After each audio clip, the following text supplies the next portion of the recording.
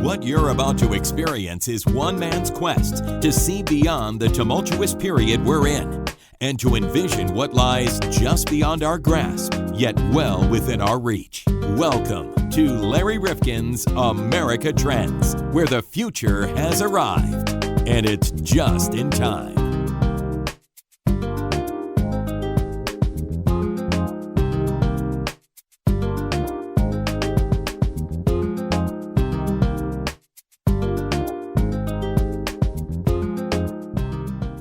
Welcome back to America Trends. Larry Rifkin and John Krofsik. John, this is a really important one. And as somebody who worked in the education field for a couple of years, we were always worried about equity and excellence. How do we get more kids to do better so that that gap that we have in terms of the educational achievement is going to be bridged? And in the state that we live in, Connecticut, that has been a wide, gaping hole. So we got some kids in New Canaan and Greenwich and other places in our state who are doing remarkably well. And these kids are destined for incredible things.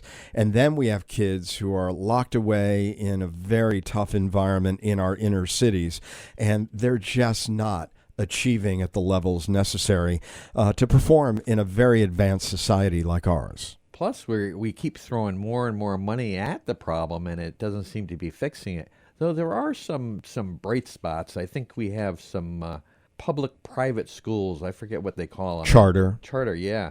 Which are kind of making a difference for some kids, but it's a small group, limited, right? Unfortunately. Right. And there are some good inner city schools. I mean, there are lots of tests. And that's the thing, John, that over the last 50 years, we've woken up to the problem. We've recognized it. We've said, this doesn't work as an industrial model anymore, where everybody just goes, gets ready for a factory life, everything is just hunky-dory, and they all move along. We recognize that you need really, really different skills to achieve. And we've worked at it. We've tried lots of things over the last 50 years. But guess what? I saw a study, and John, you and I were really impressed with the gentleman we brought to this, Eric Hanushek, from the Hoover Institution at Stanford. And he got together with folks at the Harvard Program on Educational Policy and Governance, and they together. Now, these are very different institutions, one on the East Coast, more liberal, one on the West Coast, more conservative.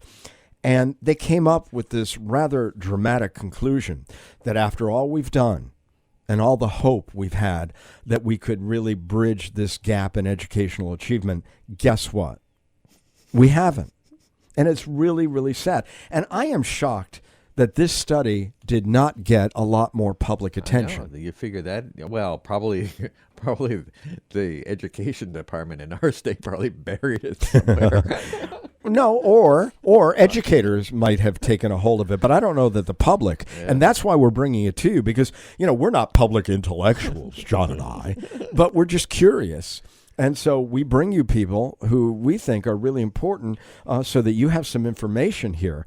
And this goes back to March of 2019. So we are posting this in 2019. So this is a new study from two well-respected institutions. And when you look at it, you say to yourself, what's gone wrong here? And is there any reason for optimism after all the attempts that have been made to help all the kids achieve? And we're not able to do it. We're failing in some way. And so we wanted to talk to Eric Hanushek about this. And I think you're going to find this fascinating, somewhat discouraging, but let's find some silver linings. Let's find out what we can do. The most surprising thing, I'm going to be honest, John, to me in all of this, when we asked, well, what's going on? And what about teacher quality? And I really had never thought about it in this sense, but think about it this way, John, that we still have great people going into education. But I know there are some presidential candidates saying we need to give teachers more money, and it's got to go right into the classroom, not into administration, whatever it may be. And you see teachers all around the country now in red states and blue states, and they are screaming out saying, we are done not getting compensated for what we do. We have the most important job, one could argue, in our society, and we're underpaid. And so I see there's one presidential candidate who is saying, I will take the federal role in education, enhance it, and give every teacher in America a raise of $13,000, something like that. Yeah, I think that's the wrong approach because it really starts at home. I mean, you really we need to somehow bring family back into this. They need to read to their kids. They need to show kids how important education is. I think if you don't get it there, then no matter what you do in the classroom, it's not going to make a difference. Well, that's a really good point. But one of the things that is going on in the classroom, and I hadn't thought about this, John, maybe you hadn't either, but when you think about it, the bulk of the teachers are women. And when we were growing up, teaching, nursing, they were some of the few occupations available to women. Today, it's yielding. Right. I mean, women can go into anything, which is so great. But when you look at this achievement gap, and I think you're right in part that the families have got to be brought into this in a meaningful way, and preschool education has got to be improved everywhere. But you look at it, think about this, and you talk about a yawning gap between the kids at the highest and lowest socioeconomic levels. The lowest are the equivalent of 3 to 4 years behind. Think about that, John. It's scary. How does a teacher even begin to address that if they're in a classroom where there are kids who are coming from different backgrounds? Well, let's talk to Eric Hanushek about this most important issue and this new study, Achievement Gap, Persistent and Resistant to Reform. You may only hear this on America Trends, but I'm so glad that we were able to bring this topic to you. With us on the line on America Trends is Eric Hanushek from the Hoover Institution at Stanford University. And they, along with Harvard University, have been studying what we have all looked at for many, many years, the achievement gap between those of means and those who are in lower socioeconomic status in America as it relates to education. And Eric, this has been such a gnawing problem for our society. And I know there have been many attempts to remedy it, whether it's integration, whether it's school funding formulas. I mean, how much have we attempted to do over the last 50 years? Well, this was a key part of the war on poverty of Lyndon Johnson, starting in 1965. In 1965, he said, if we're going to deal with poverty, one of the things we have to deal with is the skills and human capital, and we have to make sure that poor kids are getting the education that will allow them to compete. Since 1980, really, in terms of the federal government spending, we've put in $500 billion in current dollars, and we've put in another $250 billion in the Head Start program for early childhood for 3- and 4-year-olds. And then states have done a lot. So I don't have a total number, but how should I put it? The technical term is big. Absolutely. And I remember, because I was involved for a short time in education for the state commissioner here in the state of Connecticut. And I remember Terrell Bell, the first secretary of the Department of Education.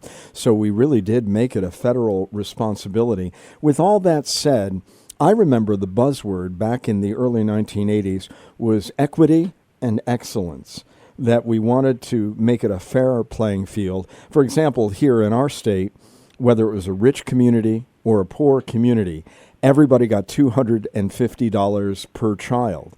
Then they came up with some very interesting formulas that looked at wealth, effort, and need in various communities. And so we've tried to do a lot of things to kind of balance the playing field, haven't we? Oh, absolutely. In fact, Connecticut just recently finished a school finance court case trying to again readjust the $250 to something different, and largely to ensure that everybody was spending more.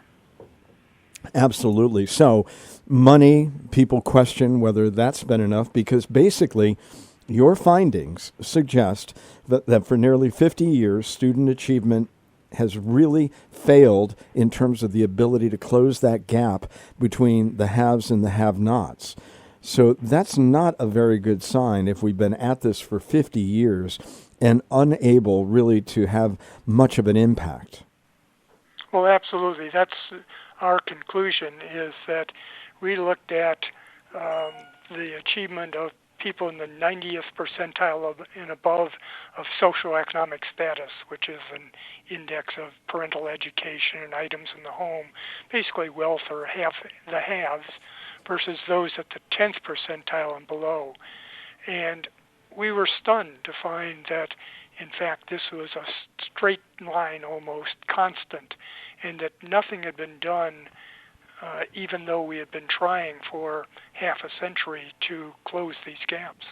And tell us, just for those who are really bugs about this, and I understand this, what kinds of measurements did you use? I know the National Assessment of Educational Progress, but somebody might be out there who really is deep into this in a granular sense, and they might want to know, what was the data that you used?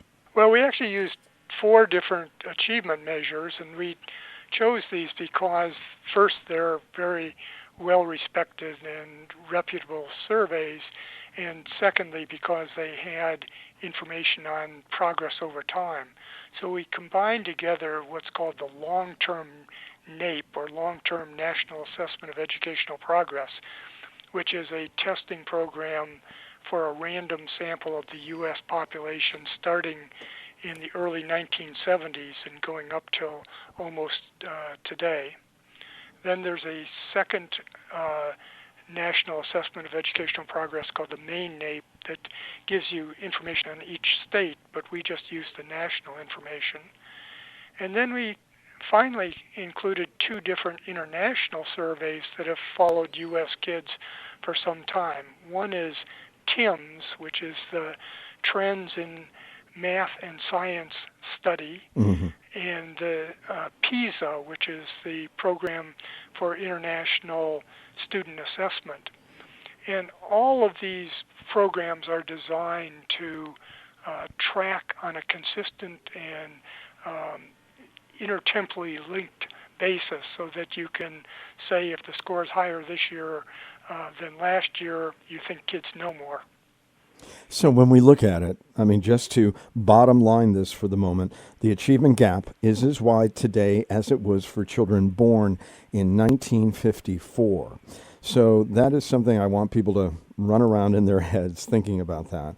And the other factor in all of this, as I read through the data, is the fact it's not as if everybody's going up, but there's still the gap. It's not as if the wealthy kids are doing so much better, thus so are the poor kids, and they're all going up in relation to each other. It's that we're kind of static. Is that the case?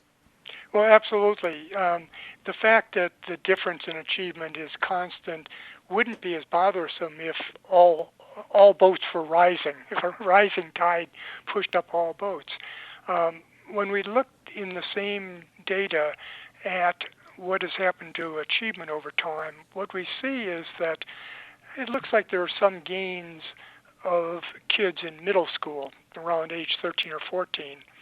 But by the time they're age 17 and ready to go into careers or college, the achievement has been stagnant for the last quarter century. So nothing has happened in 25 years in terms of the preparation of kids when they leave secondary school. What is happening at the high school level? I mean, it seemed to me in reading through all of your results that there was an admonition that the high school experience is one where kids are falling back. Well, nobody really can describe what has happened between the scores for the middle school kids and those at high school. We think that something has to be done. We tend to lay most attention to the quality of teachers. And there's some evidence, frankly, that the quality of teachers may have declined some over time, just because teachers, which is largely a female occupation, potential teachers have been going into other jobs. But additionally, for poor kids, we see that poor kids usually get the youngest, least experienced teachers. And that's probably more of a problem at high school, where content knowledge and ability to manage a classroom is so important. I understand that premise that a lot of women now have fields opened up to them that were not opened up to them in the past, and therefore they have moved away if they're not getting compensated appropriately or if the job's too difficult. And believe me, teaching, in my mind, is a very difficult thing to do on a daily basis. So the question is, who has replaced these women in the classroom? I mean, the classrooms are still there. There's a teacher in front of it. There's a certification process going on in every state. And I know in our state, there are some alternative routes, but the routes are still pretty involved and pretty laid out as a path that you have to go through. So why is it that the men who are taking these jobs or the women who decide to go into education for whatever reasons, are they passing tests that are less rigorous? What do you see going on there?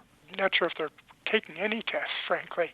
The scores, if you measured the achievement of the teachers, they've gone down some over time just because women are no longer just teachers and nurses, but in fact they're managers and doctors and lawyers. And that's detracted from the teaching profession. So that's been a part of it. But there's another issue that I guess we should talk about here, and we've seen the series of teacher strikes around the country, West Virginia and Arizona and yeah. Colorado, Oklahoma, Los Angeles, and so forth, and they seem to be picking up steam. They're right in one sense. We really do underpay our teachers. We underpay our teachers relative to jobs that a comparable person, in terms of their measured achievement and their experience, would get in other occupations. And we then, as a result, tend to get lower quality teachers than we might hope to. Now, the problem with all of these strikes, though, is that they have all been about, well, let's give 6 or 10% more salary increase to all the teachers. And if we pay all the teachers, including the very effective ones and the very ineffective ones, the same, we're unlikely to have any change in terms of performance. So what's been disappointing to me is not that we've had a national discussion of the pay of teachers. I think we need that. But what's been disappointing is that along with this discussion, there's been no discussion about tilting the scale toward the more effective teachers and away from the less effective teachers, which I think is ultimately what we have to do if we're going to get the gains and achievement that we want. Interestingly, Eric, here in the state of Connecticut, just as my example or laboratory, I know the teacher evaluation was something really on the lips of a lot of folks in the legislature for a period of time. But it was really difficult to figure out, how do you do that adequately? In other words, when somebody's coming to you from another class and they may be far behind simply because they have had detriments in their own upbringing, they haven't had the stimulation, their parents haven't been together, a whole range of issues, and then they come into the classroom, they may be well behind what the norm says they should be doing in grade X, Y, or Z. What's the best way to measure the effectiveness of a teacher? Well, what you bring out is absolutely correct, that you should not just pay attention to the overall achievement level of the kids in the class, because some kids come to class much better prepared than other kids, and you don't want to hold the teacher responsible for the prior preparation of kids in her class. We have a number of examples of how to develop teacher evaluation systems that I think are fair and accurate and reasonable. They would include looking, if you can, at the gains in achievement in a class.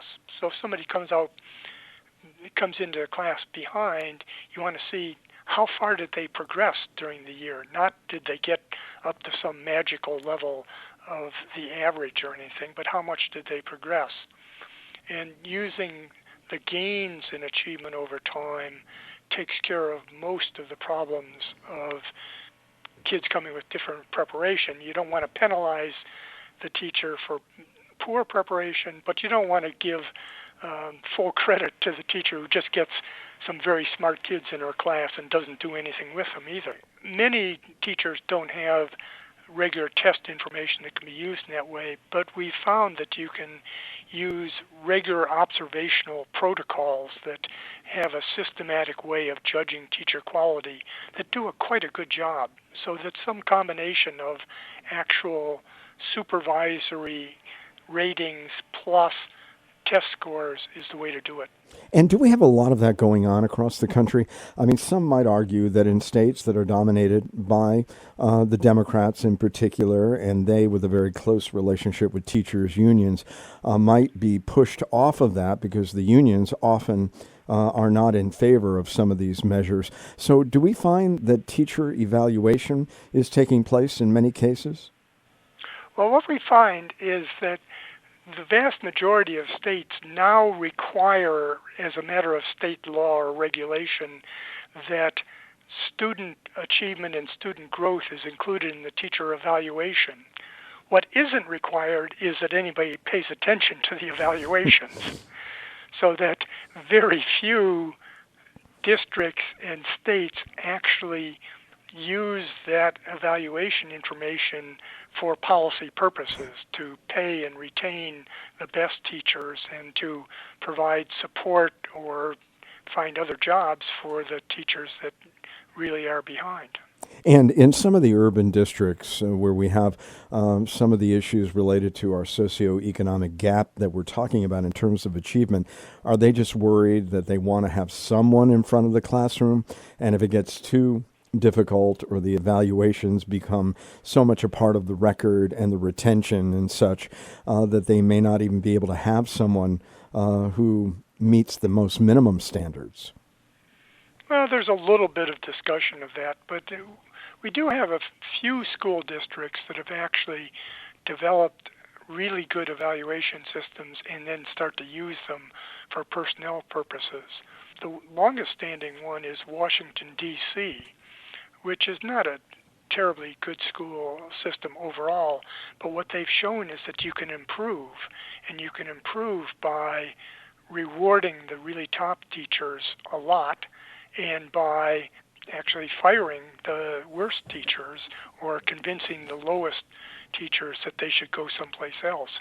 And what we've seen is that student achievement in Washington has progressed over the 6 years that this has been into effect. A second system is Dallas, Texas, which doesn't have the same length of trial period, but is looking like it is going to be another system that improves by using good evaluation and using in personnel policies. But I'm giving you 2 districts out of 14,000.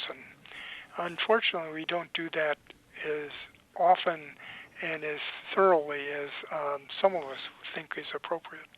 Eric Hanushek is on with us from the Hoover Institution at Stanford University. And here on America Trends, we're talking about this Harvard-Stanford study finding that opportunity gaps between advantaged and disadvantaged students are the equivalent to 3 to 4 years of learning. Put that in perspective for us, Eric.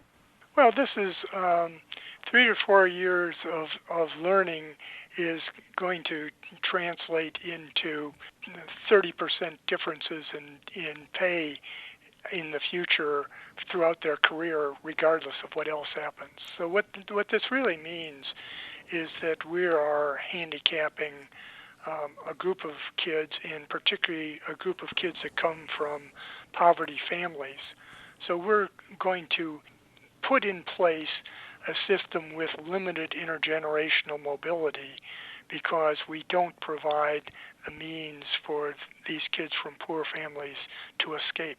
And as we're going forward into this technological era or greater technological advances, I mean, what can you surmise from that? I mean, without an education, I know that some have called education the last of the civil rights that we really need to focus on, many in the minority community thinking that this is really the laboratory where the future is going to be developed for so many of these kids, and as you say, if they're that far behind. But put that in perspective, given what we're looking at in terms of the jobs of the future? Well, what we've seen with the march of the robots and artificial intelligence and so forth is that more and more sort of repetitive, simple jobs can be done better by machines. And what that then means is that people are going to have to be very adaptable to the jobs they take. Robots and artificial intelligence destroy a certain number of jobs, but they probably create an equal number of new jobs. But to get to those new jobs, people have to be able to adapt and to do different things than they've been doing. That's what education does, in my mind. It provides for adaptability of individuals and allows them to move on to some other place as their job is pushed aside by machines. With all that we have done over this period in terms of preschool education, Head Start programs, magnet schools, various alternative schools, of course the private charter model. I mean, has any of that been tested to see whether there's any one of these elements or any in combination that might have some impact on this gap that we're talking about? Well, I come back to one simple answer, and that is that the effectiveness of teachers is what determines where kids will be. And it's not that teachers are responsible for this gap. The gap comes from family backgrounds, neighborhoods, and partly schools. But it is the case that an effective teacher can overcome the disadvantages that lots of poor kids come to school with. And so the one answer is to think about how do we encourage and incentivize the most effective teachers to be there and taking care of the poor kids that need the help. And we don't have plans like that. What we have are overall policies that are quite a bit removed from actually providing incentives for the strong teachers. Now, we haven't talked about school desegregation over the last 50 years, and so much has gone into that concern that we had. But in your report, Black and White Achievement Gap, because we haven't talked about it in that sense, we've talked about it as a socioeconomic one, it did narrow in the early decades of the period under the study, but it has plateaued for the past quarter century. Can you help us frame that? Oh, I'd be happy to. The real start of modern desegregation was the 1954 Brown versus the Board of Education decision of the Supreme Court, which called for an end of de jure segregation in the South and then on to de facto segregation elsewhere. We had a very active period of school desegregation from basically the 60s, late 60s, into the 80s, and then starting in mid-80s to later 80s, all of the energy toward new desegregation was taken away. The Supreme Court started the rule that if we really want to have equal society, everybody treated equally under the law, we couldn't single out blacks as getting better treatment than everybody else. And so the Supreme Court moved toward limiting the amount of actions we take for school desegregation, and that basically plateaued. And what I think the evidence, it's very casual and it wouldn't stand up to rigorous scientific study, but the patterns of the black-white achievement gap really parallel the active desegregation in schools and then the plateauing. And now we don't have much room or much possibilities of desegregation given the housing segregation we have and the residential location of different populations. So that's not something that's likely to help in the future very much, even though I think it's a very positive policy, and I wish it was consistent with other parts of our Constitution that we could get increased desegregation. The issue of boys and girls, we've talked on this podcast about the fact that boys seem to be having more trouble academically than girls. You seeing any evidence of that in this study? We didn't actually look at gender differences in this study. That is a constant feature now of education. Girls do so much better than boys in school in terms of achievement. They go to college more frequently. They complete college more frequently. And so there is a gender difference there, but we didn't look at that in this study. We just looked at the overall population. Well, I want to thank you for coming by today. This study is just out. Would you give some credit to some of the others who were involved in this? I know it was a collaboration between Stanford and Harvard. I mean, how much better can that be bi-coastally? So give us the others involved in this. It's more than bi-coastal. It's bi-continental. All right. There you go. My co-authors are Paul Peterson at Harvard University, Laura Talpe at Stanford University, and Ludger Woosman at the University of Munich. And the study has recently been published by Education Next.